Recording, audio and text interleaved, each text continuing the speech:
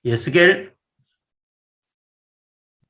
Yeskel itu artinya nama Yeskel setiap kitab itu inti kitab itu ada kaitan dengan nama nabi. Nama Yesaya, Yeremia, Yeskel. Yeskel di sini artinya Allah yang menguatkan. Bukan Yahweh yang menguatkannya. Ini El. El yang menguatkan. Elohim yang menguatkan. Menguatkan apa di sini? Karena Yeskel seorang nabi yang lemah. Tidak mampu. Diutus untuk orang kaum pemberontakan. Berkeras batu. Berkepala batu ya. Berkepala batu.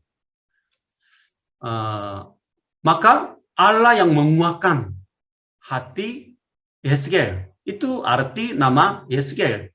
Atau selama dibuang ya, di Babel selama 70 tahun, Allah yang menguatkan bangsa Israel. Itu juga artinya sama. Jadi mereka dibuang ke Babel. Babel itu artinya apa? Babel dan Mesir itu simbol atau lambang kerajaan dunia ya. Kerajaan dunia. Dibuang ke kerajaan dunia. Coba kamu tinggal di luar Kristus. Kehidupan kamu seperti apa? Jadi, tapi ada masanya. 70 tahun. Jadi kerajaan Babel khususnya itu Tuhan yang memanggil Abraham dari kerajaan Babel itu. Bapa iman mereka, bangsa Israel untuk bangsa Israel dikeluarkan dari Babel, Ur Kasdim, Babel kuno ya, kerajaan Babel kuno. Tetapi sekarang anak-anak mereka dibuang kembali ke kampung halaman Abraham, di mana orang-orang yang menyembah segala macam dewa. Jadi itu arti ya pembuangan ke Babel. Tapi janjinya di sini Allah yang menguatkan orang buangan selama 70 tahun. Itu mungkin artinya juga ya. Yeskel masa pelayanannya selama 20 tahunnya. Lumayan panjang seperti Yeremia juga kira-kira 40 tahunnya. Ya 20 tahunnya berteriak-teriak ya kepada orang-orang yang tidak mau mendengar firman Tuhan, itu lumayan capek ya. Ya itulah mungkin panggilan kita ya. Berteriak-teriak tapi tidak ada respon. Tempat pelayanannya ya itu beda dengan nabi-nabi yang lain. Kebanyakan nabi pelayanannya di dalam Yerusalem, Israel Utara dan Israel Selatannya. Tetapi Yeskel itu di luar Israel. Itu sedikit beda ya dengan nabi lain.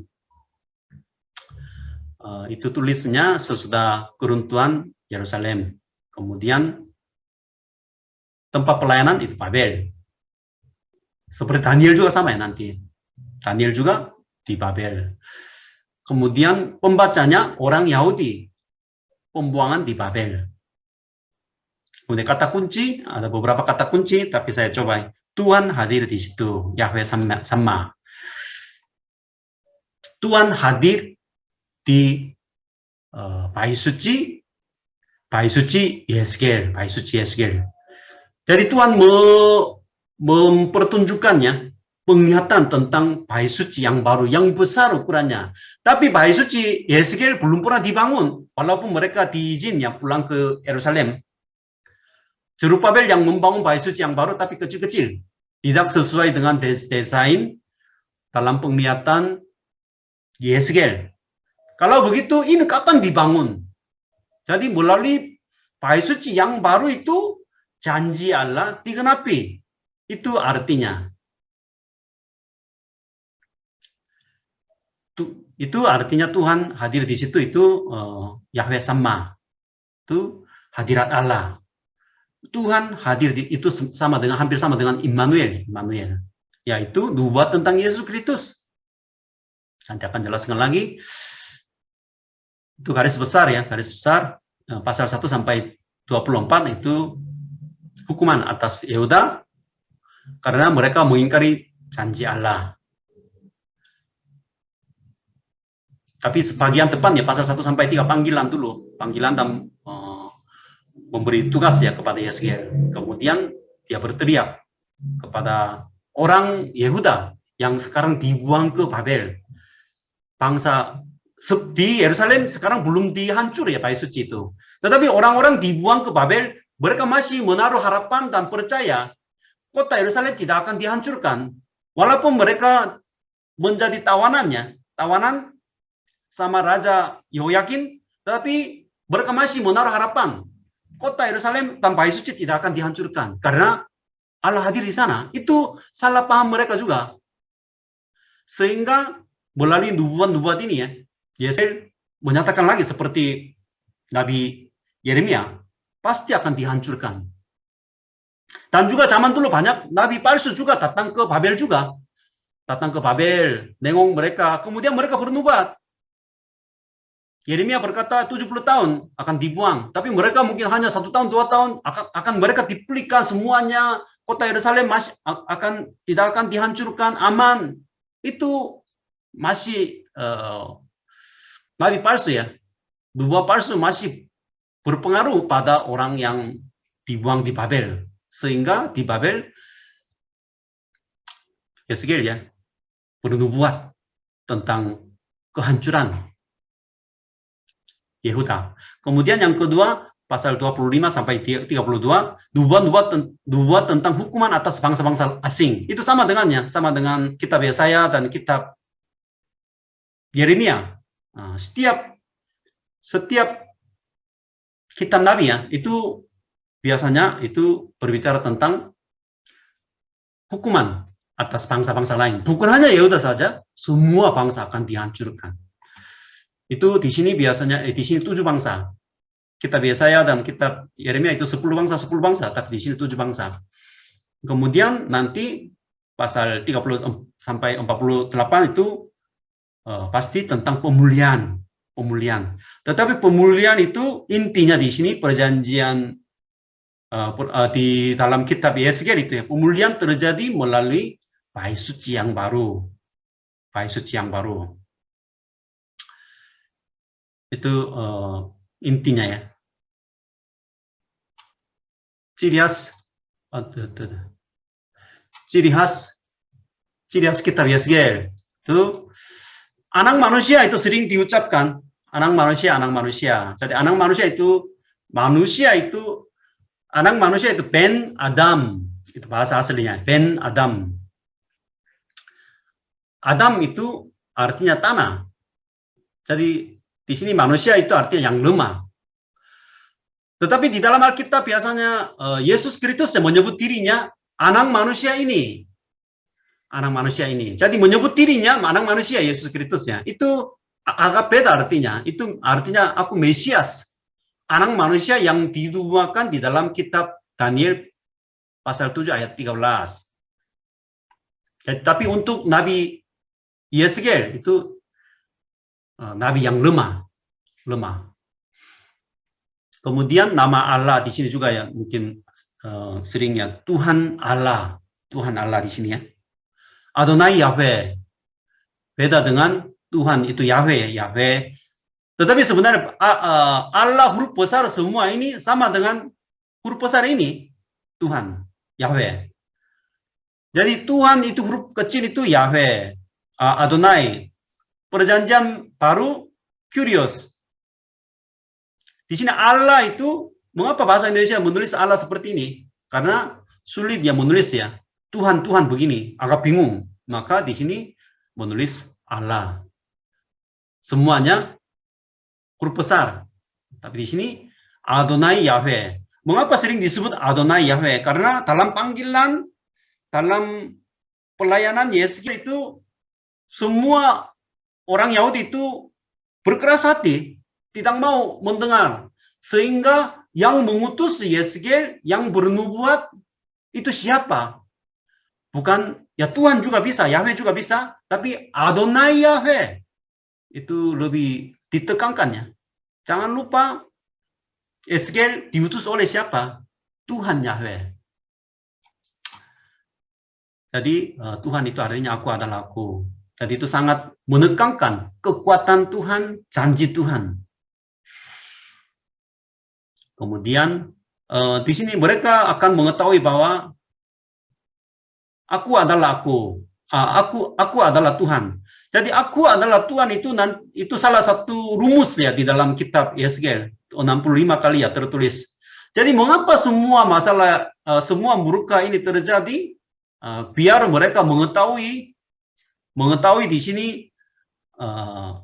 mengalami, bukan hanya sekedar pengetahuannya, mengetahui di dalam bahasa Ibrani juga ya. Yada itu mengerti dan mengalami bahwa akulah Tuhan. Jadi bukan yang lain. Karena mereka menyembah yang lain. Jadi akulah Tuhan, akulah Tuhan. Ini sering diucapkan oleh Yesus Kristus ya. Akulah roti yang hidup, akulah. Bukan yang lain. Akulah terang dunia. Jadi itu ada kaitan namanya kaitan dengan Yahweh juga ya. Aku adalah, akulah, aku. Jadi jangan yang lain. Biar mereka tahu siapa Tuhan mereka. Kemudian nubuatan dari banyak penglihatan dan lambang dan perumpamaan. Dan banyak penglihatan dan lambang dan perumpamaan. Nanti akan jelaskan lagi. Kemudian bahan dasar kitab Wahyu. Jadi kitab Wahyu itu biasanya banyak ayat dari kitab Yeskel dan juga dari kitab Daniel. Itu dasar ya, bahan dasar kitab Wahyu. Tidak ada sesuatu yang baru ya. Tidak ada sesuatu yang baru di dalam kitab Wahyu. Semua ayatnya sudah tertulis di dalam kitab Yesaya dan Yeskel, nabi-nabi juga khususnya kitab Daniel juga ya. Maka waktu menafsirkan kitab Wahyu itu selalu mencari bahannya, dasarnya dari perjanjian lama, biar tidak sesat ya, tidak sesat. Jadi itu janji Tuhan, pemulihan cara memulihkan bangsa Israel itu terjadi melalui bait suci baru. Itu cara sekitar berbeda ya. Kitab Yesaya itu pemulihan terjadi melalui hamba Yahweh. Tapi di kitab Yesaya itu melalui pembangunan bait suci Yeskel, bait suci Yeskel yang besar itu, yang besar. Ada sungai juga. Jadi di sana Tuhan hadir di situ. Jadi kita harus memahami fungsi bait suci itu penting ya. Fungsi bait suci itu. Fungsi bait suci itu banyak, tapi di sini dua hal penting ya. Mengapa butuh bait suci? Yang pertama, pengampunan dosa. Orang membawa korban, kemudian menyembelih. Jadi dengan cara seperti itu, perjanjian lama, mereka diampuni dosa mereka. Kemudian disucikan, kemudian baru bisa menyembah berhala di dalam bait suci. Di dalam bait suci. Jadi bait suci itu fungsinya tempat ibadah yang betul-betul ada di tengah kemah bangsa Israel. Jadi ada kaitannya dosa dan ibadah. Dosa dan ibadah. Tetapi suatu hari nanti bait suci Yeskel akan dibangun, Tuhan hadir di situ. Hadir di situ. Itu Yahweh sama. Itu apa artinya? Yaitu Yesus Kristus akan berkemah. Yesus Kristus, Yohanes pasal 1 ayat 14 ya. Ayat 14 itu, firman itu telah menjadi manusia dan diam di antara kita. Diam di antara kita, itu Yohanes pasal 1 ayat 14. Diam di antara kita itu apa? Berkemah. Seperti kemah suci, seperti bait suci. Jadi Yesus Kristus datang di bumi ini ya seperti bait suci. Bait suci yang ada di bumi ini dibuat simbol. Dibuat tentang Yesus Kristus yang akan datang. Karena dalam Yesus Kristus dosa diberes ya, diampuni. Kemudian di dalam Yesus Kristus kita bisa menyembah Allah. Menyembah Allah. Jadi Yesus Kristus itu adalah bait suci. Nanti di kitab Wahyu ya, pasal 21 ya, kota Yerusalem itu turun dari surga. Turun dari surga. Jadi Yesus Kristus datang bersama-sama dengan jemaat-jemaat yang dipanggil Tuhan terlebih dahulu. kota Yerusalem turun. Tuhan hadir di situ. Di dalam kota Yerusalem baru tidak ada bait suci lagi. Karena Yesus Kristus sendiri yang bait suci. Kemudian tadi cara bernubuat Yeskiel itu penglihatan. Penglihatan, yang pertama penglihatan, banyak penglihatan. Pasal 1, 4 makhluk hidup. Kemudian nanti disuruh makan gulungan kitab. Itu juga penglihatannya, penyembuhan berhala di bait suci. Penyembah berhala di bait suci. Kebangkitan tulang yang kering. Tulang kering itu nanti semua itu bangkit. Menjadi tentara yang kuat ya. Tulang-tulang yang mati. Itu penglihatan. Pembangunan bait suci juga penglihatan. Banyak penglihatan ini tertulis di dalam kitab Yeskiel. Jadi mengapa Tuhan tidak memberi ya wahyu secara jelas, tapi lewat penglihatan.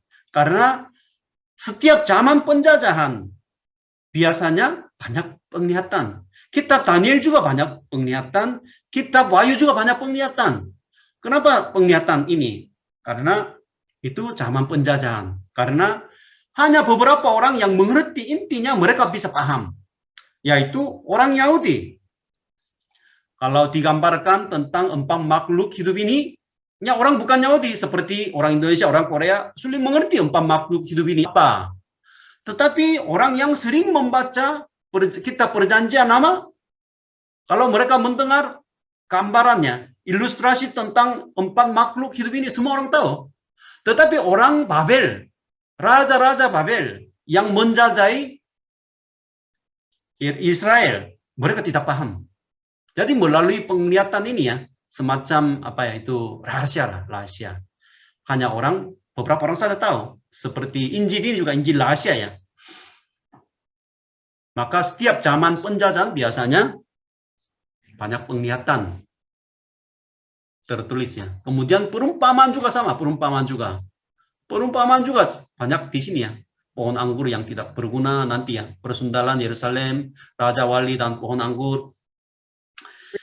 Kakak beradik, Ohola dan Oholiba, itu kuali yang berkerat, itu semua tentang atau dosa-dosa bangsa Israel. Nubuatnya. Tapi banyak itu juga perumpamaan. Itu cara bernubuat ya dari Yeskiel. Dan juga Yesus juga menyampaikan kebenaran melalui perumpamaannya. Matius pasal 13, perumpamaan tentang surga, kerajaan surga. Sebenarnya langsung bisa menyampaikan tentang surga begini-begini. Tetapi Yesus ya menjelaskan dengan perumpamaannya seperti Nabi Yeskiel. Mengapa? Karena di sini juga Markus pasal 4 ayat 33 sampai 34.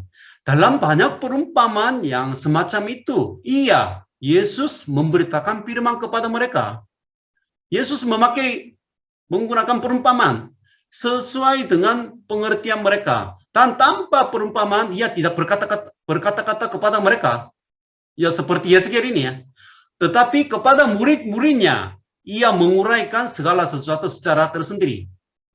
Karena semua perumpamaan itu semacam rahasia. Hanya diberitahu kepada orang pilihan. Seperti murid Yesus Kristus. Bukan untuk semua orang. Keselamatan Yesus Kristus pun yaitu semacam rahasia juga. Orang biasa dengar tentang kerajaan surga, ya tidak paham. Maka melalui perumpamaan ini ya bisa dibedakan orang pilihan dan orang dibuang. Tadi itu Yeskiel dan Yesus Kristus ya sering pakai perumpamaan ini. Pasal 1, pada tahun ke-30, dalam bulan yang keempat, pada tanggal 5 bulan itu. Ciri khas kitab Yeskiel itu, Yeskiel betul-betul menulis tanggalnya, bulannya, secara detail. Sedikit beda dengan nabi-nabi yang lainnya. Karena ini ada maksudnya. Ada maksudnya. Khususnya di sini, tahun ke-30. Sekarang itu sulit hitung tahun-tahunnya. Dulu biasa sebelum dihancurkan pemerintahan Raja Sedekia tahun keberapa. Jelas ya. Tapi sekarang bangsanya sudah dihancurkan. Zaman dulu sebenarnya mungkin jamnya, tanggalnya kadang-kadang kurang jelas ya. Tapi sekarang di sini tanggal 5 bulan itu bulan keempat. Bulan April ya, tanggal 10. Tanggal 5. Itu tanggal 5 ya. Bulan April tanggal 5. Itu kalender dari mana? Kalender Babel ya. Bukan kalender orang Yahudi. Kemungkinan besar itu hampir sama dengan kira-kira 3 bulan berbeda. Kalender Babel dan kalender Yehuda. Maka kira-kira ini bulan ke-7. Bulan ke-7 mungkin bisa hari raya tertentu. Hari raya pendamaian. Semua bangsa, semua dosa Israel dihapuskan kan. Bulan. Jadi itu mungkin ada kaitan dengan hari raya. Jadi semacam kebaktian besar. Waktu itu dia menerima penglihatan ini. Pada tahun ke-30 ini juga tafsirannya banyak ya. Tetapi itu ada kaitannya dengan umur Nabi Yeskel.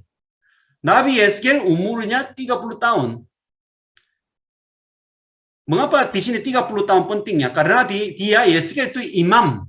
Bukan orang biasa-biasa. Dia imam. Jadi imam berumur 30 tahun, dia layak sebagai seorang imam. Baru dia bisa memulai melayani sebagai imam. Sehingga semua sebagai imam yang diresmikan secara mungkin umumnya, secara usia, sehingga dia layak menerima penglihatan dan juga menyampaikannya kepada orang Israel. Seperti Yesus Kristus juga memulai pelayanan waktu Yesus berumur 30 tahun. Maka nanti dia 7 hari ya, selama 7 hari ya, pasal 1 ya, 7 hari dia tidak kemana-mana ya, 7 hari. Karena itu salah satu kitab imaman ya. Imam itu ditabiskan selama 7 hari dia tidak boleh kemana-mana. Maka dia menunggu di tepi sungai Kebar ya, Tel Aviv selama 7 hari. Itu semuanya mungkin ya bercerita semacam pentabisan seorang imam yaitu Yeskel. Dia mampu melayani. Kemudian bertepi di tepi Kebar ya. Kebar itu sungai Kebar. Sungai Kebar itu daerah sini ya, dekat dari ini daerah paling dekat ya di sini Kebar ini, dekat dari Israel. Kalau datang ke Israel biasanya kalau langsung lurus ke sini, tapi ini nggak bisa. Abraham pun terus ke atas Haran, kemudian baru ke tanah janji ya. Karena jalannya sampai sekarang jalannya hanya ke utara dulu, kemudian turun ke bawah Israel. Itu jalannya, kira-kira 800 km. Karena di sini itu memang itu padang gurun, enggak ada jalannya, pegunungan. Jadi mereka tinggal di tepi sungai Kebar. Itu artinya mereka tempat tinggal mereka paling dekat dari Israel. Artinya kalau diberi kebebasan, mereka langsung melarikan diri, mau datang ke Israel, rindu. Maka kalau membaca kitab Mazmur ya, pada zaman itu orang Israel menangis di tepi sungai. Itu banyak ayat-ayatnya di dalam kitab Mazmur.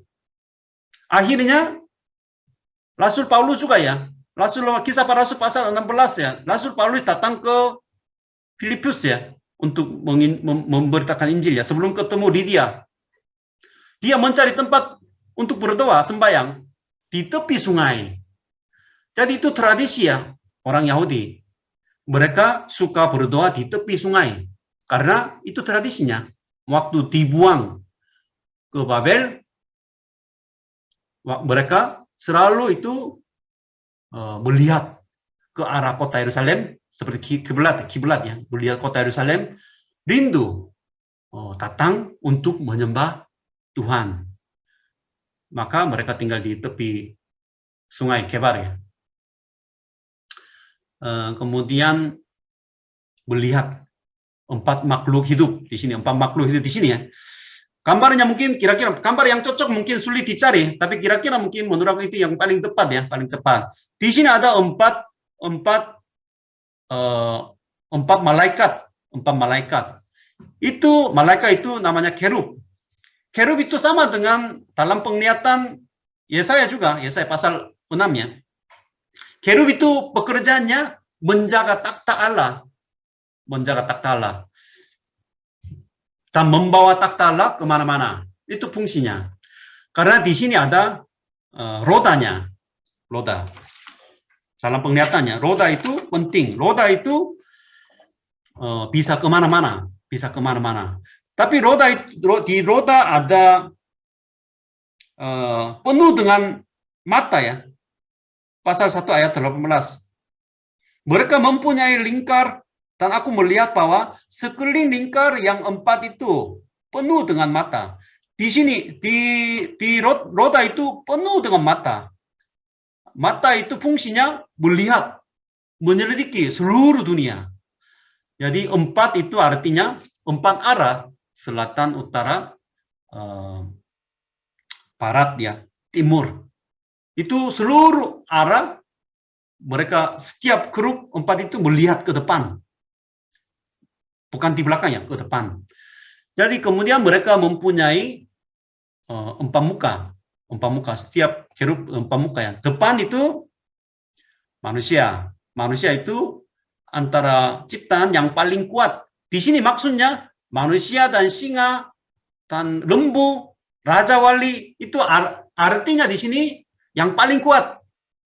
Antara ciptaan itu manusia. Antara binatang singa, antara hewan lembu, antara burung itu raja wali.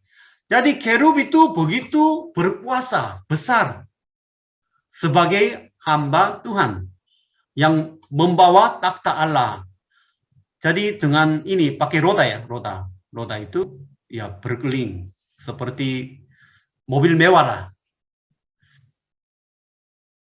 Kemudian di atas ada cakrawala, kemudian ada takhta. Di atas takhta ada seperti seorang manusia kelihatan. Kemudian api, mungkin angin, awan-awan itu semua itu simbol kehadiran Allah ya. Simbol kehadiran. Kemudian di belakang ada busur, itu apa itu? Pelangi ya, pelangi. Pelangi itu pelangi itu simbol anugerah Allah ya. Zaman Nuh. Semua dihancurkan, Tuhan menunjukkan pelangi. Pelangi itu sama dengan busur. Karena bentuknya seperti busur ini. Mengapa bentuknya seperti busur ini? Karena anak panah tidak ke bawah dunia lagi. Anak panah itu ke atas kalau pakai busur ini. Maka Tuhan tidak akan menjatuhkan hukum kepada Nuh dan anak-anaknya. Itu janji ya, zaman dulu. Kemudian menunjukkan pelangi, busur itu. Maka di belakang takhta itu ada pelangi. Jadi ini tiba-tiba muncul dalam penglihatan. Maka Yesaya itu kaget. Mengapa kaget? Karena takhta Allah itu seharusnya ada di Bait Suci, di Yerusalem. Tetapi tiba-tiba ini datang dari utara ya. Pasal 1 ayat 4 ya. Angin badai bertiup dari utara. Ini dari utara. Itu artinya dari utara biasanya itu daerah kerajaan Babel ya. Takhta Allah tiba-tiba muncul di daerah bangsa kafir. Bukan di kota Yerusalem. Maka Yesaya itu kaget. Karena ini kunjungan Tuhan untuk orang-orang Israel yang dibuang. Menengok. Kunjungan. Datang dari jauh. Jadi 4 muka ini, kerub itu kekuatan kerub, kemudian itu pakai roda ini. takhta Allah itu bisa bergerak kemana-mana. Karena zaman dulu, dalam pemahaman Nabi Yeskiel, takhta Allah itu selalu ada di kota Yerusalem, di dalam bait suci. Ternyata Yahweh itu muncul di bangsa kafir. Sehingga dia kaget. Kemudian pasal 1 yang terakhir ya. Aku sembah sujud. Orang Yahudi sembah sujud itu artinya menerima dia sebagai Yahweh. Karena di luar, bukan Yahweh tidak bisa menyembah kepada siapapun. Jadi itu kunjungan Allah kepada orang-orang yang menderita di luar negeri. Itulah ya Tuhan yang berbelas kasihan kepada orang Yahudi. Kemudian kunjungannya, tujuannya ya, di sini ada ya, ada pasal 15 ada sebuah roda. Roda itu penting fungsinya. Kemudian di atas kelihatannya seperti rupa manusia. Yang duduk sekarang rupa manusia itu siapa? Itu Yesus Kristus sendiri ya. Yesus Kristus sendiri yang menyatakan dirinya di dalam perjanjian lama. Seperti malaikat Tuhan ya. Itu Yesus Kristus. Karena Yahweh itu tidak seperti rupanya manusia. Kemudian kelihatan gambar kemuliaan Allah. Gambar Allah itu siapa? Yesus Kristus kan? Kolose 1 ayat 15 ya. Allah tidak kelihatan, tetapi gambar Allah itu yang jelas kelihatan itu Yesus Kristus ya. Jadi ya seperti Yesaya melihat malaikat kerub ya. Jadi melalui penglihatan ini ya, Yeskiel betul-betul sadar ya, dia Yahweh. Kemudian pasal 2 panggilan. Memberi tugas. Orang yang dipanggil oleh Tuhan pasti diberi tugas itu. Dipanggil tidak diberi tugas, enggak bisa. Setiap panggilannya Musa, Yesaya, Samuel, ya setiap itu Rasul Paulus dipanggil pasti dipanggil kemudian diberi tugas. Kalau saudara-saudara merasa tidak ada panggilan atau tidak ada tugas ya tujuan kehidupan itu artinya saudara-saudara harus periksa dipanggil oleh Tuhan atau tidak. Jadi dalam panggilan itu yang pertama ya gulungan kitab harus dimakan. Tapi tertulis di sini ya, tertulis isinya bukan berkat ya. Isinya timbal balik. Di sana tertulis nyanyi-nyanyian ratapan, keluh kesah atau malapetaka dan rintihan. Timbal balik, gulungan itu biasanya itu hanya tertulis di dalam satu sisi. Tapi ini bolak-balik ya, dua sisi semua itu tentang hukuman. Jadi itu mungkin artinya ya pun isinya penuh dengan hukuman dari Tuhan. Atau mungkin tafsiran yang lain tidak ada tempat kosong, kertas yang kosong untuk menambahkan sesuatu tulisan baru. Karena semua diisi. Jadi ini harus makan. Makan itu manis. Karena firman Tuhan itu manis. Atau betul-betul dia, mengapa makannya? Betul-betul dia menerapkan, merenungkan firman Tuhan itu, memegang, kemudian menyampaikannya. Kita juga sama ya, apa yang ada di dalam hati kita, itu disampaikan. Seseorang berbicara apa, kalau dengar, kita tahu apa yang ada di dalam hatinya. Betul-betul dia makan, merenungkannya. Merenungkan itu sebenarnya juga ada arti makan juga. Bahasa merenungkan Taurat siang dan malam itu. Coba cari itu bahasa aslinya Haga. Haga itu makan juga. Terus kunyap. Itu Haga. Betul-betul menerima firman Tuhan. Menerapkannya. Kemudian disampaikan. Tapi nanti kitab Wahyu ini juga sama. Kitab Wahyu pasal 10 ayat 9 sampai 10 itu juga disuruh makan juga. Kitab terbuka itu. Tetapi waktu itu manis mulutnya, tapi perutnya pahit. Ada tambahan sedikit dalam kitab Wahyu. Kenapa perutnya pahit? Karena itu hukuman yang terakhir akan terjadi. Sedikit tambah, berubah. Kemudian, hai anak, pasal 3 ya. Panggilannya utusan, semacam utusannya. Hai anak manusia, aku telah menetapkan engkau menjadi penjaga kaum Israel. Bila mana engkau mendengarkan suatu firman daripadaku, peringatkanlah mereka atas namaku. Jadi penjaga di sini itu peniup trompet ya, trompet.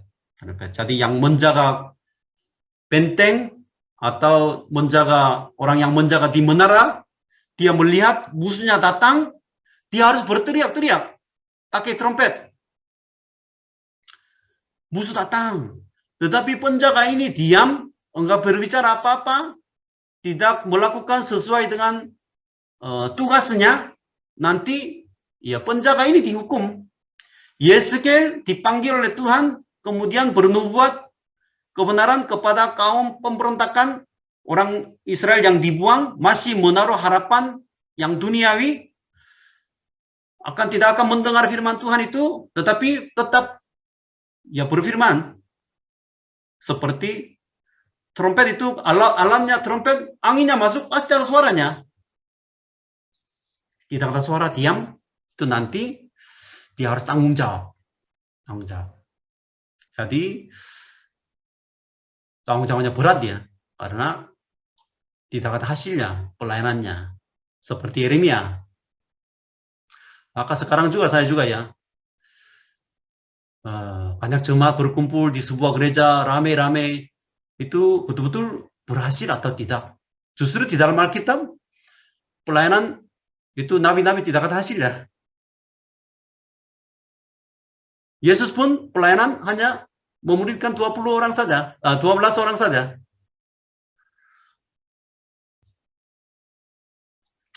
Kemudian pasal 45, pasal 4 sampai pasal 24 ya, itu segala macam lambang dan penglihatan.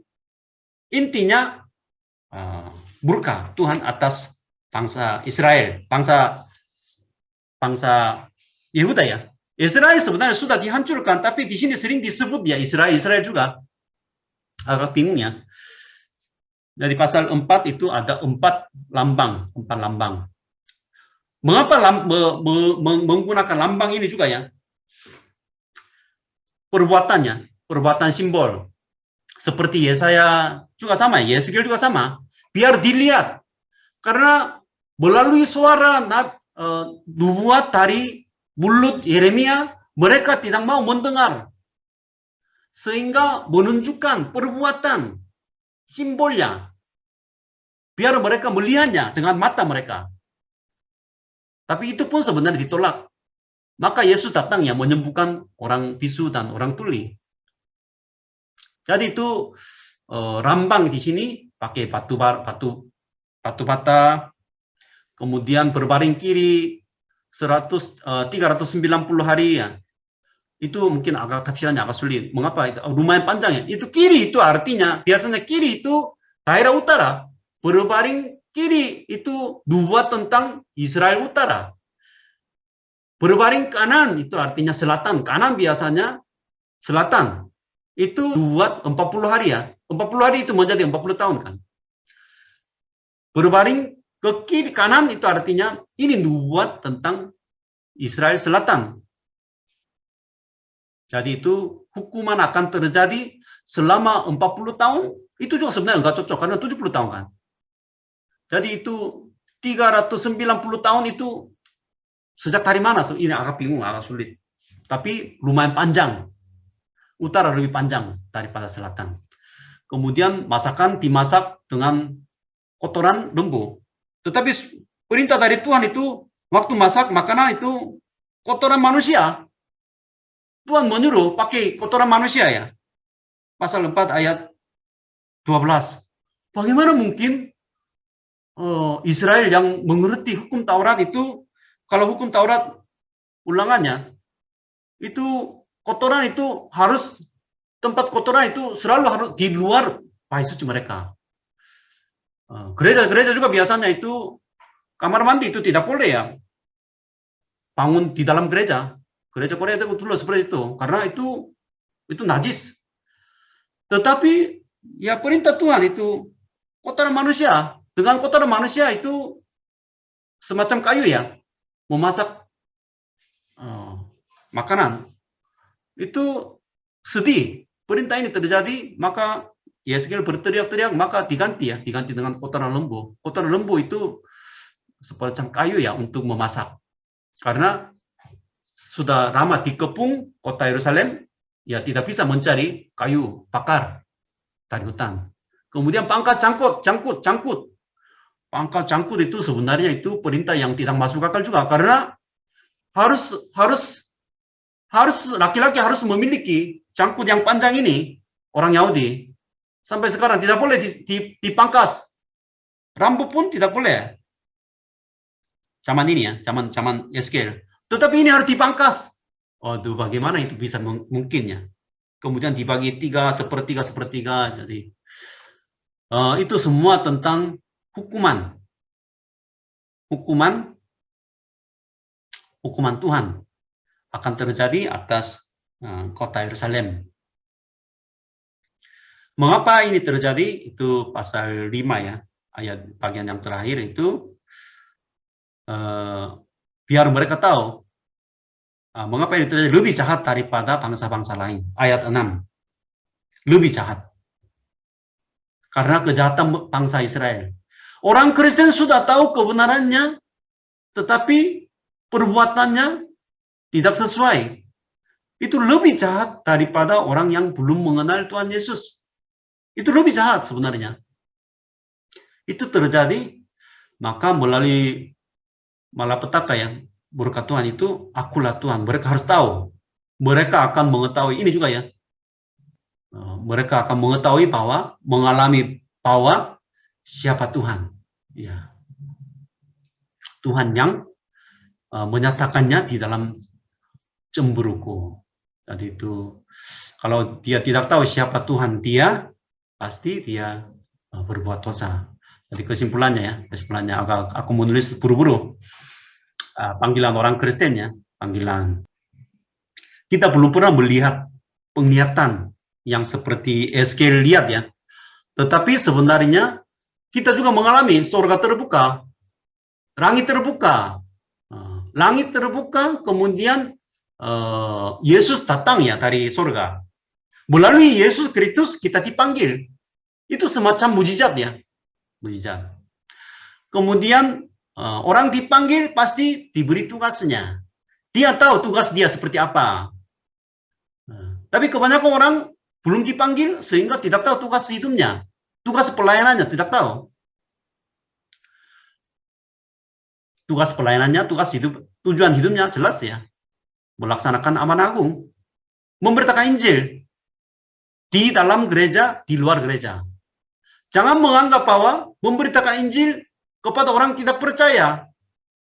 Itu bukan nomor satu ya. Ya dua-duanya penting. Tetapi Injil ini setiap hari diberitakan di dalam kehidupan kita, di dalam gereja. Memberitakan Injil itu kepada gereja, jemaat. Itu tujuan kehidupan kita. Kalau saudara-saudara itu belum tujuan utama ya, artinya saudara-saudara belum dipanggil. Periksa saudara-saudara, sudah diselamatkan atau tidak? Dipanggil Tuhan atau tidak? Kemudian kita diutus ya kepada kaum pemberontakannya. Pasal 2 itu terus kaum pemberontakannya. Karena melaksanakan panggilan ini tidak gampang.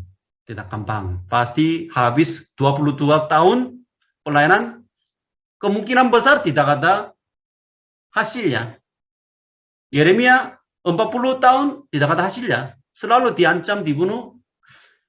Kalau kita mengalami hal seperti itu, ya kita betul-betul melayani Tuhan. Tetapi dalam kehidupan saya, ya tidak ada penderitaan. Saya sendiri tidak ada penderitaan. Maka, ya jangan-jangan mungkin aku juga tidak melaksanakan tugas panggilannya. Hidup seperti orang biasa. Pendeta biasa. Itu membuat aku sedih ya. Tapi ya puji Tuhan, setiap utusannya, itu pasal, kemarin berapa? Pasal 3 ayat 12 sampai 15 ya. Maka roh itu mengangkat aku. Jadi sebelum diutus ya, Tuhan memperlengkapi, mengurapi hambanya dengan Roh Kudus ya. Itu selalu sama.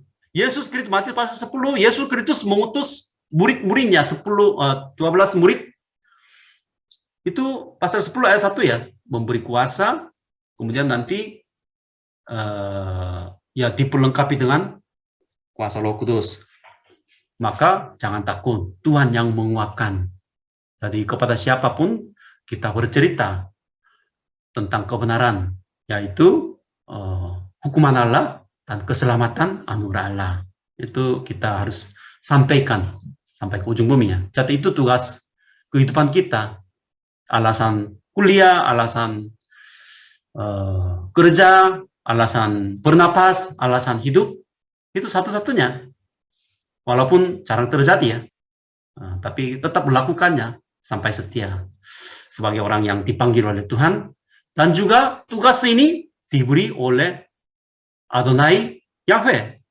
Bukan manusia, bukan atasan, bukan mungkin ya pendeta-pendeta, bukan. Itu tugasnya diberi oleh Adonai Yahweh yang setia. Itu saja.